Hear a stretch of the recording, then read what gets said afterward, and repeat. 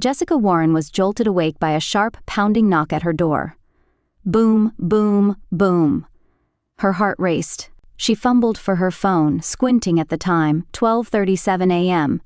Who the hell knocks at this hour? Another loud bang. Ms. Warren, open the door. This is the sheriff's department. Jessica froze. The eviction notice. Her chest tightened. They said she had 30 days. She had been counting every one of them. She still had a week left. Didn't she? She stumbled out of bed, rushing to the door. When she opened it, the harsh fluorescent hallway light blinded her. A uniformed deputy stood before her, along with her landlord, a man she had paid rent to for the last 7 years.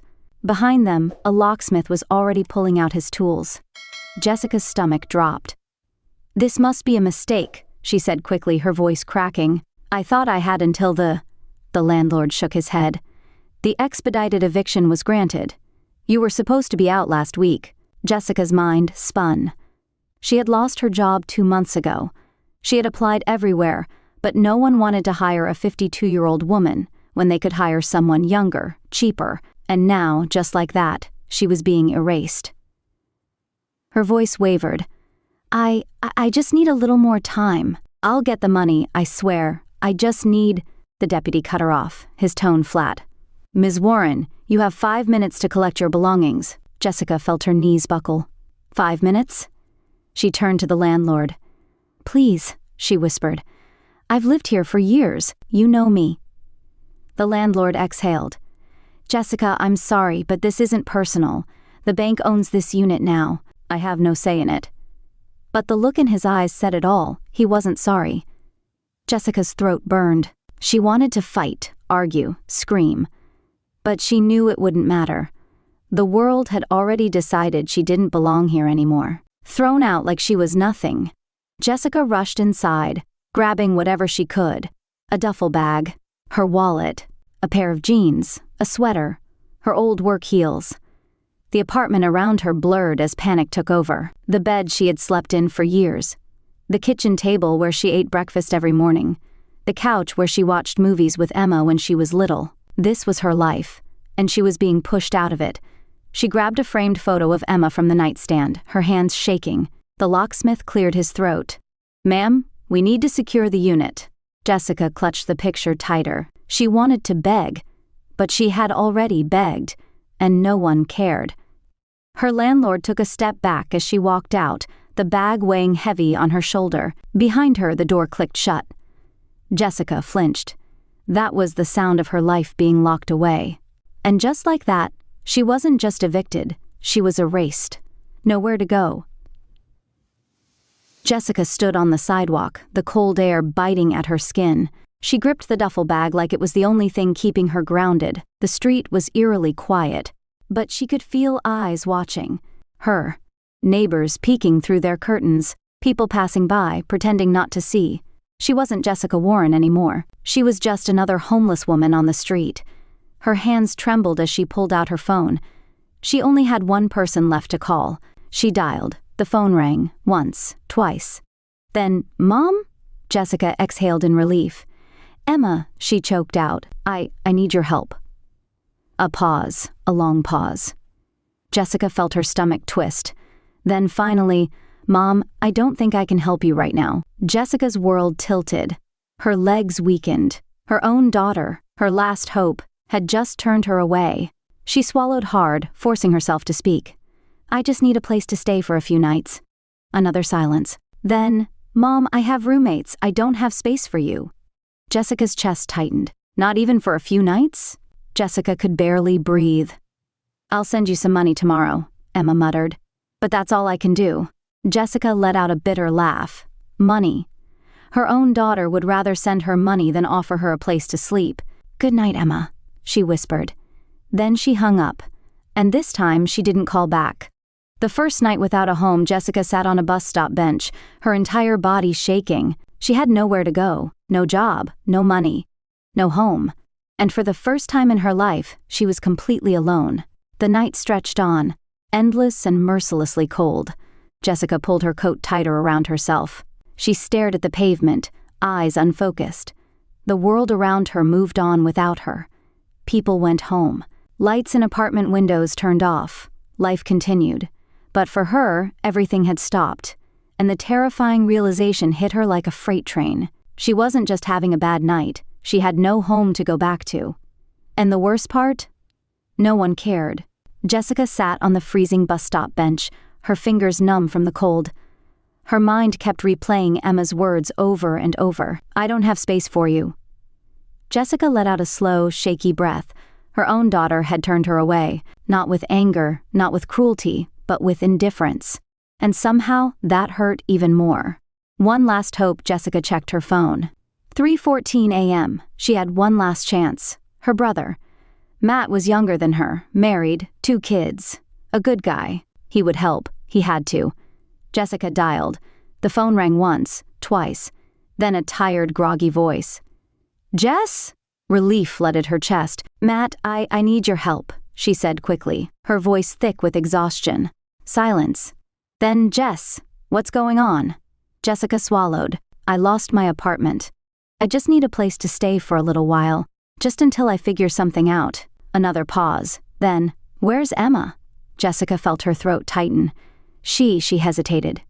"She can't take me in right now." Matt sighed, and for the first time, Jessica heard the hesitation in his voice. "Jess," he said carefully, "I have the kids. And Karen. I don't know if she'd be comfortable with." Jessica's stomach dropped. "You don't know if your own sister can sleep on your couch?" she whispered. Matt was quiet. "Then I just think maybe a shelter would be better, just for now." Jessica felt something inside her crack. A shelter. Her own brother wanted her to go to a homeless shelter, as if she was some stranger, as if she wasn't his family. Jessica inhaled sharply. "I get it," she said, her voice shaking. "Jess, good night, Matt." She hung up before she could hear any more excuses. No place to go. Jessica sat there, staring at the dark screen of her phone. Her own daughter, her own brother. They had both turned her away. She wasn't wanted. She wasn't anyone's priority. She was just a burden. Jessica closed her eyes, gripping her coat tighter. A gust of wind whipped through the empty street, sending a chill through her body. She needed to find somewhere, anywhere, to go. A shelter. A church. A place that wouldn't lock her out. She forced herself to stand, her legs weak beneath her. And with nothing but the bag on her back, she started walking. The reality of being homeless by dawn. Jessica's feet ached. She had walked for miles, searching for a shelter with space, but at every door she was met with the same answer. "We're full. Try again tomorrow." "There's a women's shelter across town, but they're at capacity too." Jessica stood outside the last shelter, her breath coming in short, painful gasps. The sky was a dull gray, the city beginning to stir. People rushed to work, coffee in hand. Mothers walked their kids to school. Life was moving forward. And Jessica? She had never felt more invisible. She took a shaky step back from the shelter's doors. She had nowhere left to turn. She had spent one night on the street, and she wasn't sure if she could survive another. What was she supposed to do now? Jessica wandered the city streets, her body aching from exhaustion. Her feet were swollen, her lips were cracked. Her coat, once warm, felt paper-thin against the biting wind. She had been awake for over 24 hours. She had gone from having a home, a bed, a life, to having nothing. And the most terrifying part? No one cared. People walked past her without a glance. A businessman checked his watch as she shuffled by. A woman pushed a stroller, eyes fixed on her phone. Jessica wasn't a person anymore. She was just part of the background. Desperation sets in. Jessica stood outside a 24-hour coffee shop, staring through the glass. It was warm inside. People sat at tables, laughing, sipping their drinks. A normal world. A world she wasn't part of anymore. Her stomach growled. She had $24 left, enough for a coffee and maybe a sandwich. But if she spent it, then what? She looked around, heart pounding. She had never begged before. But what choice did she have? She spotted a man stepping out of the cafe, tossing his half-full coffee into the trash. Jessica's mouth went dry. Could she do this? She took a hesitant step toward him. "Sir," she started. He didn't even slow down. Didn't even look at her. Jessica felt her face burn. She turned away, chest tight with humiliation. How did it come to this? How had she gone from a woman with a career to a woman who couldn't even get a stranger to look her in the eye? She clutched her bag and walked away. She would rather starve than feel like this. The first true night of homelessness, Jessica found an alley behind a closed convenience store. She sank onto the cold pavement, pulling her coat tighter. She had seen people sleep like this before. She had always thought, how do they end up there? Now she knew. It didn't take much. One lost job, one missed rent payment, one unexpected disaster, and suddenly, you were no one. Jessica curled up, her head resting against her duffel bag. She tried to close her eyes. But every time she drifted off, a noise startled her awake. A distant shout, a car horn, a set of footsteps too close. Her body was exhausted, but her fear kept her alert. By the time morning arrived, Jessica had barely slept. She sat up, bones aching. She needed to find a way out of this, but how? She had no home, no job, no family to help. For the first time, she truly didn't know what to do next. The encounter that changed everything. Jessica made her way to a church soup kitchen. She hated being there. She hated standing in line for a meal like she was helpless. But she was hungry. When she reached the front, a volunteer, a woman in her 60s, handed her a tray. "First time?" the woman asked. Jessica hesitated. Then she nodded. The woman smiled softly. "Sit with me," she said. Jessica frowned, but for some reason she followed. And just like that, her story wasn't over yet. Jessica sat across from the woman, gripping the tray of food. She hadn't eaten in almost 2 days. The stew was watery, the bread was stale. But she ate every bite. Because when you're hungry, food isn't about taste. It's about survival. She barely looked up until, "You don't belong here," the woman said. Jessica froze. Her spoon hovered in midair. Then, slowly, she looked up. The woman, early 60s, silver hair, sharp eyes, stared at her, unimpressed. Jessica swallowed. "What?" the woman smirked. "You're sitting like this is temporary." Jessica blinked. "It is temporary," she muttered. The woman raised an eyebrow.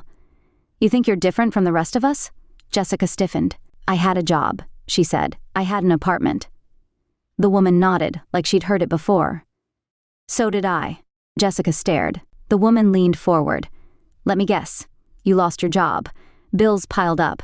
You tried, but no one was hiring a woman your age. Then, before you knew it, you were standing on a sidewalk with nowhere to go." Jessica's stomach twisted, because that was exactly what had happened. She set her spoon down, hands shaking. "How did you?" the woman smirked. "Because I was you, 10 years ago." Jessica's chest tightened. The woman took a slow sip of her water. "Name's Linda." Jessica hesitated. Then, for the first time in days, she said her name out loud. "Jessica." Linda nodded. "Well, Jessica," she said, "you have 2 choices. You can sit here and wait for someone to save you." She leaned in. "Or you can save yourself." Jessica held her breath, because for the first time since this nightmare began, she felt something she thought she had lost forever: hope. The rules of survival over the next few hours. Jessica listened. Linda had been homeless for years. She had crawled out of it, and now she helped women like Jessica. "You don't know how to be homeless," Linda said, leaning back. Jessica flushed. "That's not exactly a skill I wanted to have," she muttered. Linda chuckled. "No one does, but you better learn fast." Jessica swallowed. She didn't want to learn. She wanted her life back. But her life was gone, and if she wanted to survive, she needed to start over. "The first lesson, where to go when you have nowhere. First rule," Linda said, gesturing around. "Libraries are your best friend." Jessica frowned. "Why?" Linda smirked. "They're warm, safe, free Wi-Fi. You can sit in a corner, charge your phone, look for jobs, and no one will kick you out." Jessica's eyes widened. She had never thought about that. "Second rule," Linda continued. "You never sleep in the same place twice." Jessica stiffened. Linda's smirk faded. "You don't get it yet," she said. "Being a homeless woman is different. You're a target." Jessica's stomach dropped. She thought about the man who had tried to take her bag last night. Linda sighed. "You're not safe out here, Jessica. But you can learn how to be." Jessica nodded slowly.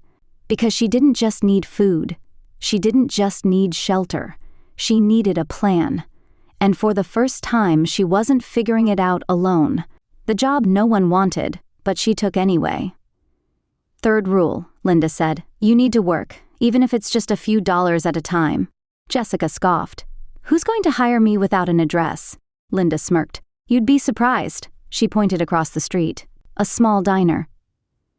Through the window, a middle-aged waitress rushed between tables, overworked and exhausted. Jessica frowned. They won't hire me. Linda raised an eyebrow. How do you know? Jessica hesitated. Linda stood up. Come on, she said. Let's find out. Jessica's pulse quickened. She wasn't ready. She wasn't prepared. But she followed Linda inside. And just like that, she took the first step toward getting her life back. Jessica stepped into the tiny diner, the warmth hitting her immediately. The air smelled like coffee and fried bacon.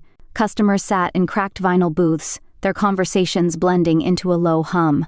Behind the counter, a waitress in her 50s rushed between orders, her face flushed with exhaustion. Linda nudged Jessica. See? She whispered. They need help. Jessica hesitated. She looked down at herself, wrinkled clothes, shoes worn thin, a face that hadn't seen a mirror in days. Who would hire someone like her? Before she could turn. Away, Linda marched straight to the counter. Doris, she called out. The waitress, Doris, glanced up, wiping her hands on her apron. Her sharp gaze landed on Linda, then flicked over to Jessica. You need something, Linda? Linda smirked. Yeah, she needs a job. Jessica's stomach twisted. Doris sighed. Hiring's a mess right now.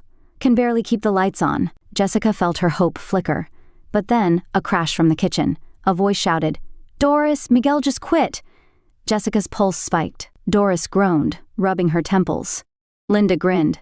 Well, ain't that convenient, she muttered. Doris's gaze snapped to Jessica. You ever wait tables? Jessica swallowed. She hadn't. She had spent 20 years in an office behind a desk, but she knew how to work, and she knew how to survive. I learn fast, she said. Doris narrowed her eyes. Show up on time, work hard, no attitude, one screw up and you're out. Jessica's breath caught. That's it? Doris snorted. Honey, half the people I hire don't last a week. You want a chance? Take it. Jessica's fingers trembled. She hadn't heard those words in months. You want a chance? She did. She nodded. Yes, she whispered. Doris tossed a waitress apron on the counter. Start tomorrow, 6 a.m. Don't be late. Jessica picked it up, the fabric rough between her fingers. She turned to Linda, eyes wide. Linda smirked. Told you, she said. Now let's get you cleaned up. You got work to do. A second chance, but at what cost? Jessica slept in the shelter that night. For the first time in weeks, she had a reason to wake up in the morning. She had a job, a way to fight back. But as she lay in bed, staring at the ceiling covered in water stains, doubt crept in. Could she really do this? Was she just delaying the inevitable? She had been a professional once. She had built a career, and now? Now she was taking a job that no one else wanted. Her chest tightened. Would Emma be ashamed? Would Matt shake his head and say, I told you so? Jessica swallowed. It didn't matter, because for the first time since losing everything, she was taking her life back. The alarm on Jessica's phone buzzed at 4:30 a.m. She jerked awake, heart pounding. For a split second, she forgot where she was. Then she saw the cramped shelter dorm, the rows of bunk beds filled with other women, the dim, flickering light overhead. And she remembered. She had lost everything, but today she was going to fight for something back. She pushed herself out of bed, grabbed the apron Doris had given her, and stepped into the cold morning air. Thrown into the fire by 5:45 a.m., Jessica stood outside the diner, breath visible in the freezing air. She hesitated, her stomach churned. What if she messed up? What if she wasn't fast enough? What if Doris took one look at her and decided she had made a mistake? Jessica clenched her fists. She had survived worse than this. She took a deep breath and pushed open the door. The diner was already alive. The smell of burning toast and coffee, the sound of plates clanking, orders being shouted. Doris barely glanced up. You're early. Good. Apron on, let's go. Jessica tied her apron, hands shaking. Doris handed her a coffee pot. See those booths? Start pouring. Jessica nodded quickly. She walked to the first table, forcing a smile. Good morning, can I top off your coffee? The man barely looked up. She poured. No spill, no mistake. One table down, then another, and another. She could do this. And for the first time in months, she wasn't invisible. She was working. She was part of something again. Not everyone was kind, but by mid-morning, Jessica was overwhelmed. Orders piled up. Customers snapped at her. Where's my omelet? I asked for no sugar. Are you new or just slow? Jessica's cheeks burned. She rushed from table to table trying to keep up. Then, it happened. She turned too fast. A plate of hot pancakes slipped from her grip. Crash. The plate shattered on the floor. The entire diner went silent. Doris whirled around. Jessica froze, heart pounding. She braced for it. The yelling, the firing, the humiliation. But Doris just sighed. Clean it up, get back to work. Jessica blinked. That was it? No screaming, no get out? Just clean it up and keep going. She bent down, grabbing a rag, her hands still shaking. And she realized she could handle this. She could survive this. She could keep going. The tip that changed everything, by the end of her shift, Jessica's feet ached. Her back throbbed. She had messed up a dozen times, but she had also kept going. She untied her apron, rubbing her sore wrists. Then, as she cleaned the last table, she spotted something under a plate, a $20 bill. Jessica stared. A tip. Someone had seen her struggle. Someone had seen her trying. And they had left this. Her throat tightened. It wasn't just about the money. It was proof. She wasn't useless. She wasn't done. She tucked the bill into her pocket, blinking back tears. For the first time since losing everything, she had earned something again. And no one could take that away from her. Jessica stuffed the crumpled $20 into her pocket and stepped outside the diner. The afternoon sun hung low, casting long shadows on the sidewalk. She was exhausted. Her feet ached. Her uniform was stained with coffee and grease. But she had survived her first shift, and for the first time in weeks, she had money that she had earned. She wanted to savor that feeling. But then, her phone buzzed. Jessica's heart jumped. She pulled it out with trembling fingers. Emma. For a long second, she just stared at the screen. Her daughter hadn't called since that night, since she had turned her away. Jessica swallowed hard, then pressed accept. The conversation she wasn't ready for, Mom? Jessica closed her eyes. She had missed that voice, but she didn't know how to answer it now. She cleared her throat. Hi, Emma. A pause. Then, I heard you got a job. Jessica's stomach clenched. How did you? Uncle, Matt told me. Jessica exhaled sharply. Matt. Of course. She waited for Emma to say more. For some kind of apology. For her to ask if she was okay. But Emma's voice was hesitant. I didn't think you'd actually do it. Jessica's jaw tightened. Do what? Emma hesitated. Pull yourself together, she admitted. After everything. After Dad left. After you lost the house. I thought you would just give up. Jessica's fingers curled into a fist. That's what you thought of me? She asked quietly. Another pause. Then, I don't know, Emma murmured. I just didn't know how to help you. Jessica's chest ached. You didn't have to help me, Emma, she said, her voice rough. You just had to be there. Another silence. Then, can we meet? Jessica hesitated. She wanted to say yes. She wanted to pretend everything was fine. But it wasn't. She wasn't ready to forget. She wasn't ready to forgive. So instead she whispered, Not yet. Emma was silent. And then in the smallest voice she said, Okay, and the line went dead. Jessica tucked the phone back into her pocket, her heart heavy. She had thought getting a job would fix everything, but some things weren't so easy to fix. A life rebuilt. Piece by piece, Jessica walked back toward the shelter, the city bustling around her. She had made it through today. She had earned a little bit of money. But this wasn't just about a paycheck. It was about proving to herself that she could stand on her own. She wasn't the same woman who had lost everything in one night.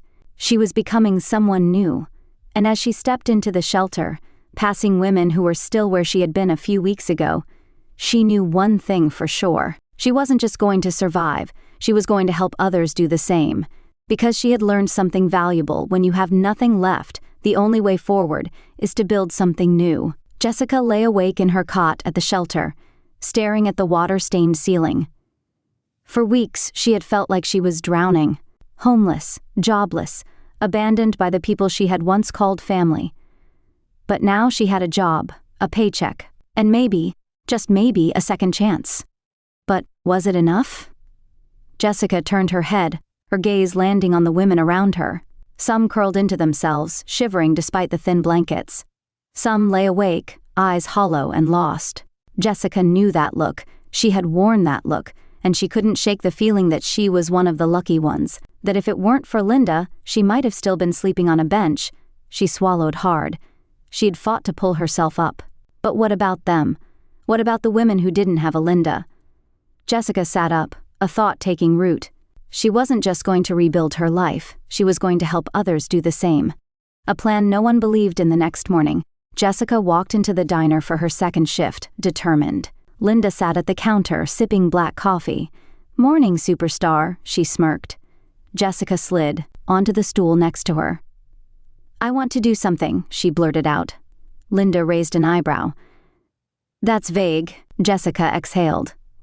"I want to start something," she clarified, "for women like us.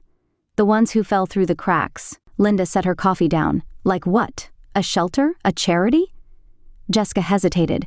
She had no money, no resources, but she had time. "I don't know yet," she admitted, "but I can start small.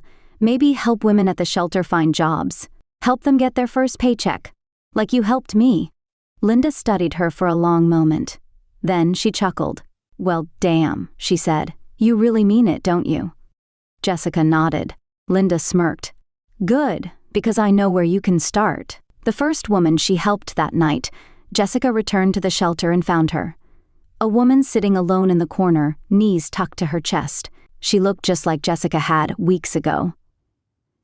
Jessica sat beside her. "First night?" she asked gently. The woman flinched, as if she hadn't expected anyone to talk to her. Then she nodded. Jessica smiled softly. "You're not alone," she said. The woman looked at her, skeptical. Jessica understood. She had been there, so she pulled the $20 tip from her pocket, and she placed it in the woman's hand. "Someone once helped me when I thought I had nothing left," she said. "Now, I'm helping you." The woman stared at the bill, then at Jessica. Her lip trembled. And for the first time since this nightmare began, Jessica realized something. She hadn't just found herself again. She had become the person she had once needed. And that was worth more than any paycheck. Because sometimes, when you've lost everything, you find a new purpose. Jessica's story reminds us of something important. Losing everything doesn't mean losing yourself. She had every reason to give up. No home, no family support, no opportunities. But she refused to let the world decide her worth. Instead, she proved that the best revenge isn't about anger, it's about proving them wrong. Now, I want to hear from you. What would you do in Jessica's situation? Comment 2 feet if you found her story inspiring. Comment 7 feet if you think she should have done something differently. And don't forget, if you love powerful, real-life stories like this, hit that like button, subscribe, and turn on notifications for more. I'll see you in the next story.